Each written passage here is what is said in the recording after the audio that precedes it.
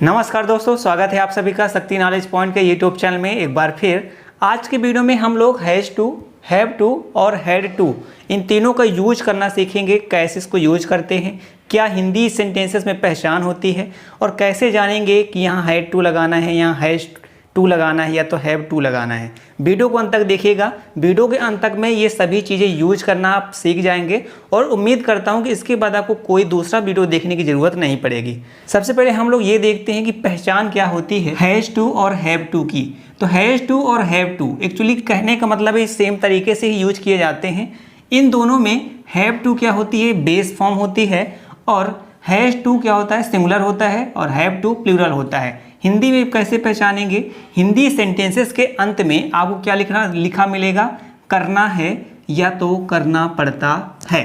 ठीक है, यहाँ पे जब भी कोई मजबूरी आपको बतानी हो, यानी कोई चीज़ ऐसे सेंटेंस बनाते हैं जहाँ पे आपको मजबूरी दिखती है कि मजबूरी में हम ये काम कर रहे हैं। जैसे देखिए सेंटेंस में अभी आपको बता देता हूँ। पहला सेंटेंस लिखा है कि मुझे रोज़ सुबह नहाना पड़ता है। अब मान लो कि ठंडी का सीज़न है, और ठंडी के सीज़न में क्या कोई अपने से, है ना, सुबह सुबह 4 बजे उठ के नहाने की कोशिश करता है? नहीं करता। हाँ, एक आध लोगों की अलग बात है, उनको छोड़ दो। तो हो सकता है कि कोई या तो कोई ऐसा पूजा करनी हो उसको, या तो कोई माता पिता के कहने पे उसको नहाना पड़ता हो, तो वहाँ उसकी मजबूरी हो गई ना कि उसको नहाना है। अपने मन से नहीं नहाना है, किसके मन से? माता पिता के मन से। ठीक है। दूसरा सेंटेंस में मैंने क्या बताया था, करना है। करना एक्चुअली क्या होता है, वर्ब होती है। तो कोई वर्ब को करना हो, है ना।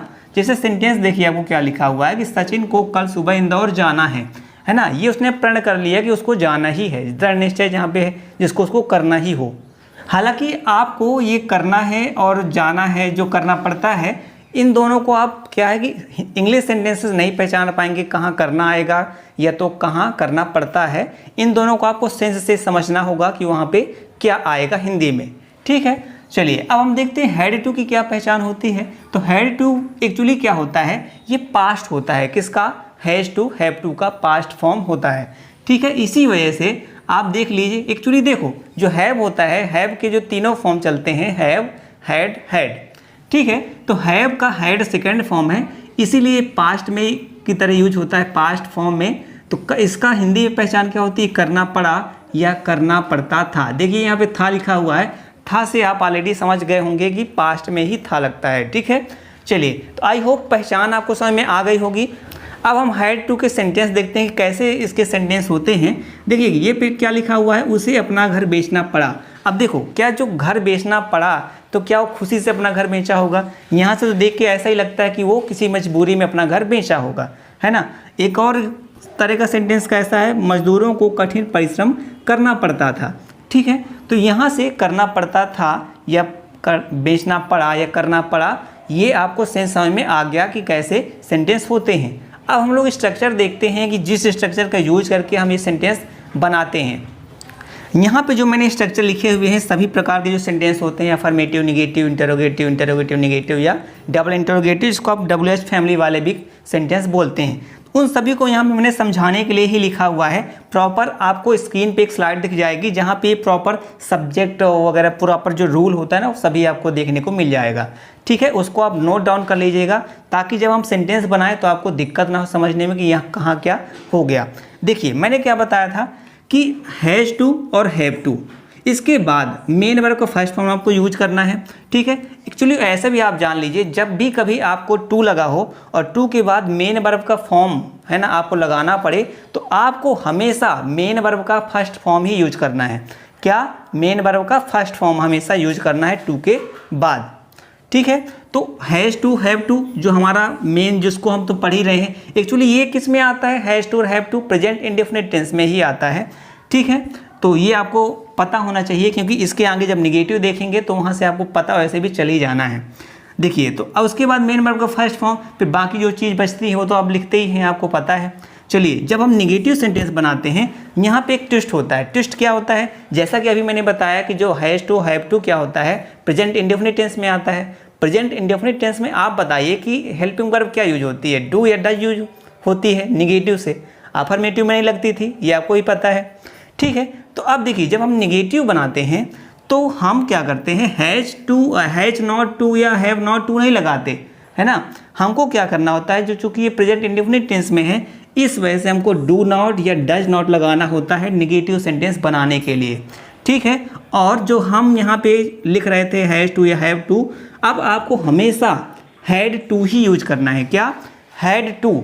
अब आप हैज़ टू का यूज नहीं करेंगे। मैंने आपको बताया था कि हैव टू बेस फॉर्म होता है, इस वजह से आपको अब हैज़ टू नहीं यूज करना। हैज़ टू सिर्फ सिंपल सेंटेंस में ही यूज किया जाता है, ठीक है। अब बाकी जो निगेटिव होंगे या इंटरोगेटिव होंगे, बाकी जो भी सेंटेंस होंगे, वहाँ पे आप हमेशा हैव टू यूज करेंगे, ठीक। चलिए, आई होप ये आप समझ में आ गया होगा आपको। और उसके बाद मेन वर्ब का फर्स्ट फॉर्म तो आप लगा ही देंगे, ठीक है। चलिए, यहाँ पे आप ध्यान रखिएगा, बाकी कोई दिक्कत नहीं है। Has to, have to present indefinite में आता है, इस वजह से निगेटिव बनाते वक्त डू नॉट या डज नॉट लगाएंगे, उसके बाद हमेशा आपको हैव टू लगाना, ठीक है। चलिए, समझ में आ गया होगा आई होप। अब जब इंटरोगेटिव बनाते हैं तो आपको पता है कि इंटरोगेटिव बनाने में हम क्या करते हैं, जो भी हमारी हेल्पिंग वर्ब होती है उसको पहले लिख देते हैं। तो यहाँ पे देखिए हेल्पिंग वर्ब क्या थी, डू और डज। मैंने आपको बताया ना अभी प्रेजेंट इंडेफिनिट टेंस है, तो डू और डज जो है उसको आप लिख देना स्टार्टिंग में। उसके बाद आपको पता है कि सब्जेक्ट लगाना होता है और उसके बाद आप हैव टू लगाएंगे, ठीक है, ना कि हैज़ टू। आपको हैव टू ही लगाना है, ठीक है। और उसके बाद मेन वर्ब का फर्स्ट फॉर्म, जैसा कि सभी हम लगाते चले आ रहे हैं। अब मान लो इंटरोगेटिव निगेटिव सेंटेंस है आपका, तो क्या करेंगे, तो ये तो आपको और सिंपल है, क्योंकि इंटरोगेटिव जैसे तो होता है, हेल्पिंग वर्ब लगा दीजिए, फिर सब्जेक्ट, उसके बाद नॉट लगा दीजिए। अगर मान लीजिए नॉट आप सेपरेट नहीं लगाना चाहते, इसका भी एक तरीका होता है कि डोंट या डजेंट आप लिख सकते हैं, तो भी कोई दिक्कत नहीं है। तो क्या लिख देते हैं कि डोंट सब्जेक्ट फिर हैव टू। यहाँ भी ऐसा होता है कि निगेटिव में भी कि डोंट लिख सकते हैं, डजेंट लिख सकते हैं। ये क्या होता है, कॉन्ट्रैक्शन वर्ड होता है डज नॉट का, डू नॉट का। उसके बाद देखिए WH फैमिली वाले सेंटेंस या डबल इंटरोगेटिव वाले सेंटेंस। अब देखिए आपको लग रहा होगा कि हाँ हम टाइम बर्बाद कर रहे हैं, लेकिन टाइम बर्बाद नहीं हो रहा है। ये चीज़ें आपको इंपॉर्टेंट है, क्योंकि ये अगर आपको समझ में आ गया तो सेंटेंस बनाना तो फिर आपके बाएं हाथ का खेल हो जाता है ना, क्योंकि मेन तो रूल ही होता है समझना हर एक चीज़ में। सबसे पहले हम क्या करेंगे, क्वेश्चन वर्ड लिखेंगे। क्वेश्चन वर्ड क्या होता है, जैसे आपके सेंटेंस में आ गया क्या, क्यों, कैसे, किस लिए, तो ये सभी क्या है क्वेश्चन वर्ड, तो उनका आपको मीनिंग लिख देनी है। उसके बाद आप क्या लगाएंगे, डू डज जो आपका होगा सब्जेक्ट के अकॉर्डिंग, फिर सब्जेक्ट, फिर हैव टू, बाकी मेन वर्ब का फर्स्ट फॉर्म। आई होप यहाँ तक आपको चीज़ें समझ में आ गई होंगी करके। अब अगर मान लीजिए कि आप अभी तो मैंने यहाँ पे उसके किसका बताया, हैज़ टू और हैव टू का बताया। आप मान लीजिए हैव टू का हैड टू का बनाना है, तो हैड टू का बनाने में भी सेम चीज़ें यूज होंगी। करना आपको क्या करना पड़ेगा, यहाँ तो ठीक है, यहाँ पे आप हैड टू लगा के मेन वर्ब का फर्स्ट फॉर्म।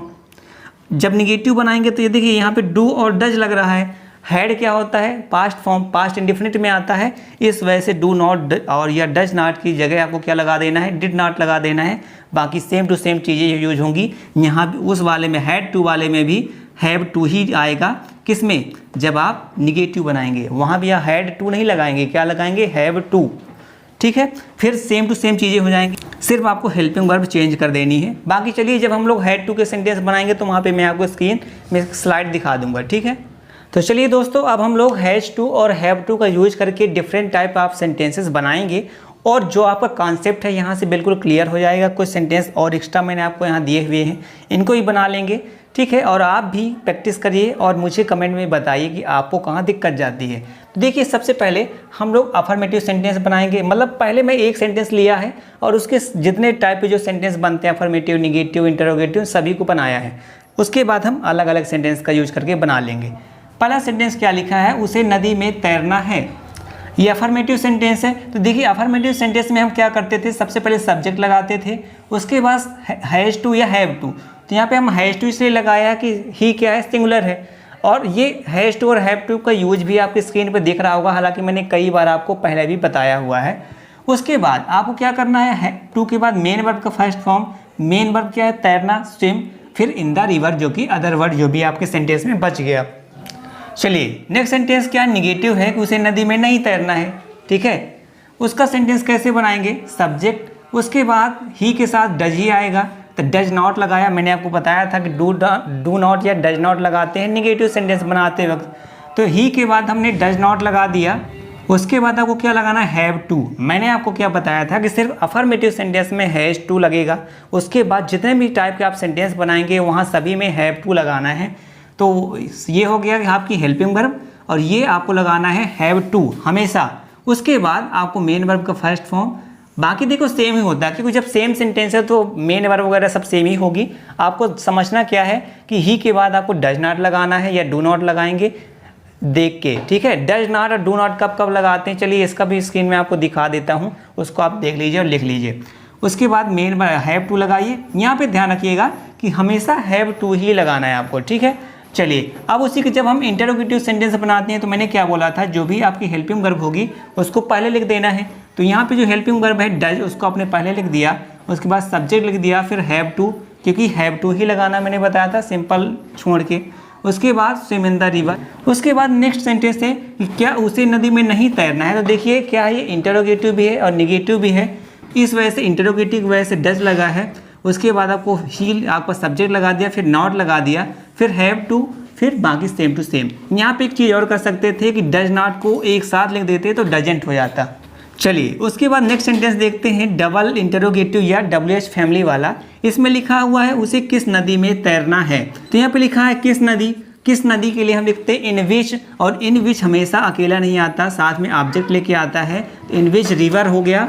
उसके बाद आप लगाएंगे हेल्पिंग वर्ब, उसके बाद सब्जेक्ट हैव टू सेम। तो यहाँ पे आपको ये ध्यान रखना है कि जो डबल इंटरोगेटिव या WH फैमिली वाले जो सेंटेंस होते हैं, इसका मतलब ये नहीं कि जैसे मैंने आपको किस नदी में लिखा तो इसी का यूज करिए, कहाँ भी यूज कर सकते हैं, कैसे यूज कर सकते हैं, ठीक है। आप एक सेंटेंस लेके उसके जितने भी टाइप बन सकते हैं आप बना के ज़रूर कमेंट करिएगा मुझे। चलिए अब हम लोग और ज़्यादा जो सेंटेंसेस अलग अलग टाइप के उनको भी कुछ बना लेते हैं। सेंटेंस लिखा हुआ है कि मुझे रोज़ सुबह नहाना पड़ता है। यही सेंटेंस मैं आपको स्टार्टिंग में बताया था, इसका हम लोग क्या करते हैं ट्रांसलेट करते हैं। देखिए काफ़ी आसान है, मुझे लिखा है तो अब लिखेंगे आई, और चूंकि सिंपल सेंटेंस है तो आई के साथ आप क्या लगाना है, have to. I have to. अब नहाना की बात हो रही है तो टेक अ बाथ यानी होता है नहाना, ठीक है। तो I have to take a bath, और रोज़ सुबह यानी लिखोगे एवरी मॉर्निंग, ठीक है। आई होप पहला सेंटेंस आपको क्लियर हो गया होगा। चलिए दूसरा सेंटेंस क्या लिखा है, उसे 3 किलोमीटर पैदल चलकर जाना पड़ता है। किसे, उसे के लिए क्या लिखोगे आप, ही।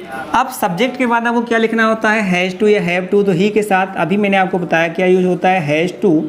उसके बाद पैदल चलकर जाना जो होता है उसको हम बोलते हैं इंग्लिश में वॉक। उसके बाद ही हैज़ टू वॉक। अब क्या लिखा है 3 किलोमीटर, तो he has to walk 3 kilometres, plural होगा, ठीक है। तो he has to walk 3 kilometres, यानी उसे 3 किलोमीटर पैदल चलकर जाना पड़ता है।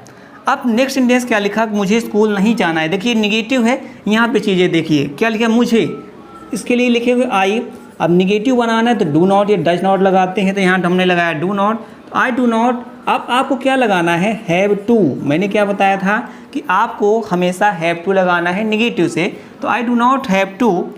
जाने की बात हो रही है तो मेन वर्ब का फर्स्ट फॉर्म गो यानी जाना, तो I do not have to go. कहाँ, स्कूल, तो फिर लगाओगे टू स्कूल, ठीक है। ये देखिए निगेटिव सेंटेंस बन गया काफ़ी आसानी से। अब देखिए इंटरोगेटिव सेंटेंस बनाते हैं, क्या लिखा, क्या विद्यार्थियों को कड़ी मेहनत करनी पड़ती है। तो करना क्या है आपको, जो आपको मेन वर्ब होगी उसको आगे कर दे, तो करना क्या है आपको, जो भी आपकी हेल्पिंग वर्ब होगी इसको आपको आगे कर देना। तो देखिए विद्यार्थियों को यानी प्लूरल है तो प्लूरल के साथ आपको क्या लगाते हैं, डू हेल्पिंग वर्ब, तो डू, फिर स्टूडेंट्स, डू स्टूडेंट्स। उसके बाद आपको क्या लगाना, have to, do students have to. अब कड़ी मेहनत यानी वर्क हार्ड, वर्क हार्ड, और यहाँ पे हम क्वेश्चन मार्क का साइन लगा देंगे क्योंकि ये क्वेश्चन इंटरोगेटिव सेंटेंस है। तो do students have to work hard, क्या विद्यार्थियों को कड़ी मेहनत करनी पड़ती है। तो करनी ही पड़ती है, आपको भी पता है क्योंकि आप भी स्टूडेंट ही होगे अगर आप पढ़ रहे हैं तो। तुम्हें कल किससे मिलना है। अब यहाँ पे देखिए WH फैमिली वाला सेंटेंस बना, किससे, किससे के लिए लिखेंगे अब WHOM, होम। उसके बाद क्या लगाना आपको, हेल्पिंग वर्ब। तो इसके साथ ये आप तुम्हें लिखा है यानी यू, और यू के साथ आपको क्या लगाना होता है, डू। तो home do you have to, है ना, क्योंकि सब्जेक्ट के बाद हैव टू लगाएंगे। अब मिलना, मिलना का मिस होता है मीट, तो लिखेंगे मीट। अब कल की बात हो रही है यानी टुमारो, ठीक है, इसको क्वेश्चन मार्क का साइन लगा देंगे। तो आई होप यहाँ पे जितने भी मैंने आपको वीडियो में सेंटेंसेस बताए हैं आपको समझ में आए होंगे। तो आप क्या करिए, खुद भी कुछ सेंटेंस लीजिए और उनको बनाने की कोशिश करिए। अब चलिए हम लोग हैज़ टू हैव टू तो पूरा कर लिया, अब हैड टू की बारी है, उसके कुछ सेंटेंस बनाते हैं। तो चलिए दोस्तों हम लोग हैड टू का यूज करना सीखते हैं। तो हैड टू में जब भी हम निगेटिव बनाएंगे, हालांकि आपको पूरा स्क्रीन पे पूरा जो रूल है इसका दिख रहा होगा, जब भी आप निगेटिव बनाओगे तो आपको ध्यान ये रखना है, क्योंकि हैड टू किस में आता है, पास्ट इंडेफिनिट टेंस में, तो इसकी जब निगेटिव बनाओगे तो हेल्पिंग वर्ब निगेटिव की मतलब कि पास्ट इंडेफिनिट की आएगी, जो कि क्या होती है डिड, और डिड के साथ नॉट लगाओगे क्योंकि जब निगेटिव बना रहे हो। और एक चीज़ और ध्यान रखना है कि यहाँ पे हैड टू नहीं लगेगा, क्या लगेगा, हैव टू। ठीक है, आई होप ये बेसिक चीज़ आपको क्लियर हो गई होगी। चलिए अब एक सेंटेंस से हम सभी टाइप का जो सेंटेंस है देख लेते हैं, उसके बाद हम अलग अलग टाइप के सेंटेंस बनाएंगे। पहला सेंटेंस लिखा हुआ है, प्रिया को खाना बनाना पड़ता था। अब इसको देखो, अगर सिंपल बनाना है अफर्मेटिव तो क्या होता है, हैड टू लगाना है। सबसे पहले subject had to, main verb का फर्स्ट फॉर्म, फिर फूड। मैं ये मान के चलता हूँ कि आपको ट्रांसलेशन आता है, क्योंकि मैंने ट्रांसलेशन के जितने भी टेंस वाले वीडियो हैं सभी बना दिए हैं, वीडियो अपलोडेड हैं चैनल में। आप अगर नहीं आपको आता है तो आप देख लीजिएगा। मैं आपको यहाँ पे रूल बता रहा हूँ, कुछ चीज़ें बता रहा हूँ जो कि आपको ध्यान रखना है हैड टू के सेंटेंस बनाते वक्त। तो अफर्मेटिव बनाते वक्त आपको हैड टू लगा के मेन वर्ब का फर्स्ट फॉर्म और जो भी अब अदर चीज़ें बचती हैं वो लिख देनी है। जब आप निगेटिव बनाओगे, जैसे अब ये क्या है, खाना अब नहीं बनाना पड़ता है, क्यों नहीं बनाना पड़ता, हो सकता है मम्मी उसकी आ गई हो। तो जब निगेटिव बनाओगे तो क्या करोगे, आप डिड लगाओगे, नॉट। डिड क्यों लगाना पड़ा, मैंने अभी आपको जस्ट बताया, क्योंकि ये पास्ट इंडेफिनिट टेंस के अंतर्गत आता है, क्या, हैड टू। तो आप डिड नॉट लगाएंगे निगेटिव बनाने के लिए, और यहाँ हैव टू यूज करेंगे, ना कि हैड टू। हैड टू का यूज सिर्फ अफर्मेटिव सेंटेंस में होगा। निगेटिव इंटरोगेटिव जो भी बनाओगे वहाँ हर जगह आपको हैव टू लगाना होता है। हालांकि आपको ये चीज़ पहले ही पता होगी कि जब हम लोग पास्ट इंडेफिनिट का अफर्मेटिव सेंटेंस या निगेटिव सेंटेंस वगैरह बनाए थे, तो निगेटिव मैंने क्या बताया था कि वहाँ पे देखो अफर्मेटिव में सेकंड फॉर्म लगता था, लेकिन निगेटिव बनाते वक्त वहाँ पे हम मेन वर्ब का फर्स्ट फॉर्म लगाते थे, इसलिए यहाँ पे हैड टू का हैव टू फर्स्ट फॉर्म आ गया। ठीक है, चलिए जब हम इसका इंटरोगेटिव बनाएंगे तो क्या सेंटेंस बनता है, क्या प्रिया को खाना बनाना पड़ता था। तो इसका जब इंटरोगेटिव बनाते हैं, इंटरोगेटिव में क्या होता है कि आपको हेल्पिंग वर्ब पहले लानी होती है। तो जो आपकी हेल्पिंग वर्ब थी डिड, उसको आपने पहले ला दिया, फिर आपने सब्जेक्ट लिख दिया, फिर हैव टू, है ना, फिर कुक फूड, जो भी बाकी चीज़ें जो आपकी बच गई, क्योंकि सेम टू एक सेंटेंस है, इसलिए यहाँ पे रूल चेंज होगा। बाकी तो सेंटेंस वही है, तो वही मेन वर्ब होगी, वही हर एक चीज़ होगी, है ना। चलिए फिर इंटरोगेटिव निगेटिव सेंटेंस जब आप बनाते हो तो क्या होता है, क्या प्रिया को खाना नहीं बनाना पड़ता था। आप लोग जो मैंने आपको स्ट्रक्चर बताया उसको लिख के रखिए और इस स्ट्रक्चर से देखते जाइए क्या वाकई उसी तरीके से सेंटेंस बन रहे हैं। ठीक है, तो यहाँ पे हम क्या करते हैं, इंटरोगेटिव में सब्जेक्ट के बाद नॉट लगा देते हैं, तो ये इंटरोगेटिव निगेटिव बन जाता है। ठीक है, तो did Priya not have to cook, अब मैंने वैसे ही बताया है कि यहाँ आप डिडेंट लिख सकते हो, है ना। क्यों, यहाँ भी आप लिख सकते थे डिडेंट, क्योंकि ये आपको पता है ये कॉन्ट्रैक्शन वर्ड होता है डिड नॉट का। उसके बाद अब हम देखते हैं कि WH फैमिली वाले या तो डबल इंटरोगेटिव वाले सेंटेंस कैसे बनाते हैं। तो क्या लिखा, प्रिया को खाना क्यों बनाना पड़ता था, हो सकता है उसकी मम्मी घर से कहीं चली गई हो, मामा वगैरह के यहाँ। तो आपको क्यों, ये क्वेश्चन वर्ड हो गया, तो क्यों के लिए आपने वाई लिख दिया, उसके बाद आपने लगा दिया हेल्पिंग वर्ब जो कि डिड थी, उसके बाद आपने सब्जेक्ट लिखा, फिर हैव टू यूज किया, कुक फूड, है ना। तो आई होप यहाँ चीज़ें आपको क्लियर हो गई होंगी कि कैसे कैसे चीज़ें चेंज होती हैं जब हम अलग अलग टाइप के सेंटेंस बनाते हैं। अब हम क्या करते हैं, कुछ एक्स्ट्रा सेंटेंस हैं उनको बना के देख लेते हैं। ठीक है, क्या लिखा है कि उसे अपना घर बेचना पड़ा। अब देखिए यहाँ पे आपको मजबूरी समझ में आती है ना। अब कोई ऐसा तो नहीं कि शौक से घर, हालांकि कुछ लोग बेचते हैं नया घर लेने के लिए, तो उसे अपना घर बेचना पड़ा यानी मजबूरी में बेचा, है ना। तो इस वजह से ये देखिए, इसकी पहचान तो मैंने आपको पहले ही बताई थी कि करना पड़ा या करना पड़ता था होती है। तो उसे यानी ही की बात हो रही, तो ही, फिर हैड टू लगेगा क्योंकि हम यहाँ पे अभी सिंपल सेंटेंस बना रहे हैं, तो ही हैड टू। अब मेन वर्ब का फर्स्ट फॉर्म, मेन वर्ब क्या है, बेचना, और बेचना का मीन्स होता है सेल, तो ही हैड टू सेल, क्या, अपना घर, यानी ही के साथ अपना के लिए आएगा हिज, और घर के लिए क्या आ जाएगा, हाउस। चलिए अब इसका एक और सेंटेंस बना लेते हैं सिंपल में ही, मुझे उसकी मदद करनी पड़ी, मैं चाहता तो नहीं था बट मुझे उसकी मदद करनी पड़ी। तो कैसे बनाओगे, मुझे यानी आई, उसके बाद had to, I had to, उसके बाद मदद करना, तो हेल्प होता है मदद करना, तो लिखोगे हेल्प, तो आई हैड टू हेल्प, उसकी यानी उसका के लिए क्या आता है ऑब्जेक्टिव फॉर्म हिम, तो I had to help him. उसके बाद देखिए सेंटेंस क्या लिखा है, अंश को पैदल नहीं चलना पड़ा, ये हो गया नेगेटिव। तो सबसे पहले आप लगाएंगे सब्जेक्ट, तो सब्जेक्ट यहाँ पे हो जाएगा अंश। उसके बाद हेल्पिंग वर्ब लगाएंगे और नॉट लगा देंगे, तो डिड नॉट, जैसा कि मैंने यहाँ भी आपको बताया कि डिड नॉट आता है, तो अंश डिड नॉट। उसके बाद आपको क्या लगाना है, हैव टू लगाना है।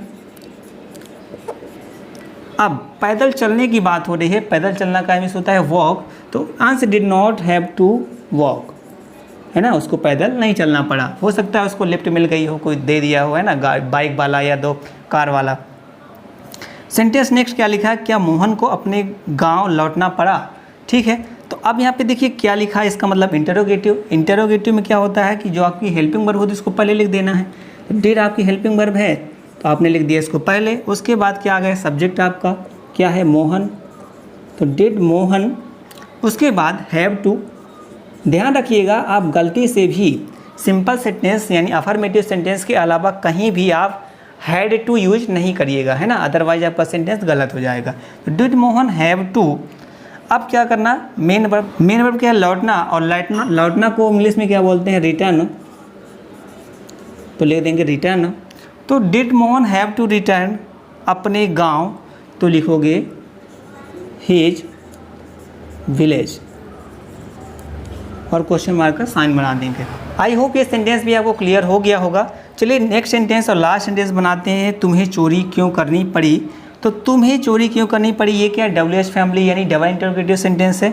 इसके लिए आपको क्वेश्चन वर्ड सबसे पहले लिखना है क्यों। क्यों इंग्लिश में क्या बोलोगे आप, वाई। उसके बाद आपको हेल्पिंग वर्ब जो कि है डिड।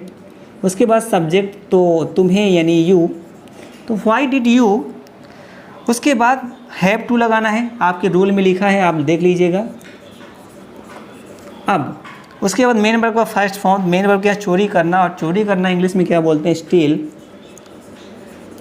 ठीक है। और लास्ट में क्वेश्चन मार्क का साइन। तो why did you have to steal, तुम्हें चोरी क्यों करनी पड़ी। तो आई होप यहाँ पे जितनी भी चीज़ें मैंने आपको इस वीडियो में बताई हैं आपको अच्छे समझ में आ गया होगा। अगर आया हो तो प्लीज़ वीडियो को लाइक कर लीजिएगा और चैनल को सब्सक्राइब कर लीजिएगा अगर आप इस चैनल में हमारे नए हैं, ठीक है। तो कैसा लगा आपको वीडियो, ये मुझे ज़रूर बताइएगा, ठीक है। तो मिलते हैं हम नेक्स्ट वीडियो में। भगवान आपका दिन शुभ रखे।